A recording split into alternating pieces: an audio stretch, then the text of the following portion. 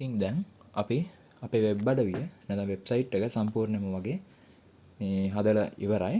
දැන් අපිට කරන්න තියෙන්නේ ෆයිනල් ටච් එක. ඒ කියන්නේ වෙබ්සයිට් එකට අවශ්‍ය කරන දේවල් ප්ලගින්ස් විදිහට දාගන්න එක. එතකොට ප්ලගින් එකක් කියලා කියන්නේ මොකක්ද කියන එක තමයි ඔයා ඉස්සෙල්ලම දැනගන්න ඕන. ප්ලගින් එකක් කියලා කියන්නේ දැන් ඔයාගේ ඇප් එක ෆෝන් එක ගත්තම ඔයා ෆෝන් එකේ ඇප්ස් තියන් ඉන්නවා එක එක දේවල් කරන්න. දැන් අපි හිතමු ඔයාට ඉන්න ඕනේ වීඩියෝ එඩිට් කරන්න ඕන නම් ඔයා පාවිච්චි කරනවා වෙබ් ෆෝන් එකේ න කයින් මාස්ටර් නැත්නම් මොනවා හරි වීඩියෝ එඩිට් කරන්න පුළුවන් software එකක් App Store එකෙන් download කරලා තියන් ඉන්නවා. ඔන්න ඔය දේ වැඩේ කරගන්න. ඔයා ඉන්නේ Facebook යන්න ඕන නම් Facebook app එක තියන් ඉන්නවා.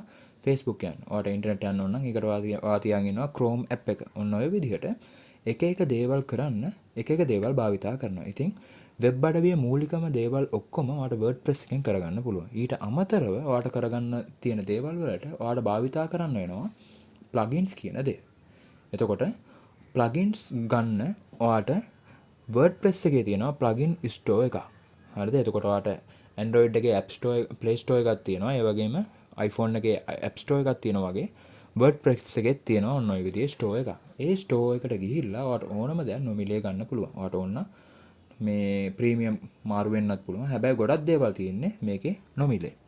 එතකොට ඉස්සෙල්ලම යන්න මම අනිවාර්යයෙන්ම රෙකමන්ඩ් කරන දේවල් දෙකක් තියෙනවා. පළවෙනි එක SEO search engine optimization එක. එතකොට අපි දැන් කරපු ඒවයි මම තාම rank math කිසිම මේ SEO plugin එකක් ගැන කියලා දුන්නේ නැහැ. SEO එකක් ගැන කියලා දුන්නේ නැහැ. ඒකත් SEO ගැන ආයේ මුලින් ඉඳන්ම වීඩියෝ සීරීස් එකක් කරන්න ඕන. ඒකත් SEO එක විනාඩි 10න් කරලා ඉවර කරන්න පුළුවන් දෙයක් නෙමෙයි. ඒකින්ද SEO එකට වෙනම වීඩියෝ සීරීස් එකක් එනවා.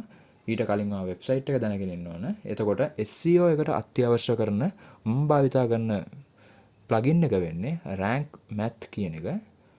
rank math එක මෙන්න මේ විදිහට rank math කියලා සේව් කරා සර්ච් කරලා ආවම මෙන්න මේ පළවෙනියටම හම්බ වෙන එක තමයි rank math එක. ඒක ඇක්ටිවේට් කරගන්න.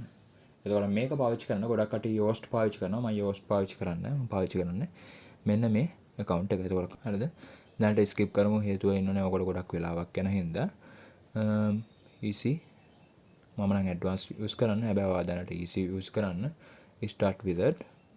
එතකොට personal blog එක ශ්‍රී ලංකා ක්‍රික් නිවුස් Google එකට logo එකක් අනිවාර්යයෙන්ම දාගන්න. social share image එකක් නම් ඕන වෙන්නේ නැහැ. Google එකට පාවිච්චි කරන්න logo එක. ඒ කියන්නේ ඔයා ඉන්නෝනේ හදාගත්තු ඔයාගේ website එකේ logo එක එතනට upload කරගන්න. මම දැනට upload කරන්නේ මම ඔක්කොම පස්සේ වෙලාවකින් upload කරගන්න. එතකොට මෙතන skip step දුන්නා. අනිවාර්යෙන් ඔයා rank math account එක connect කරගන්න.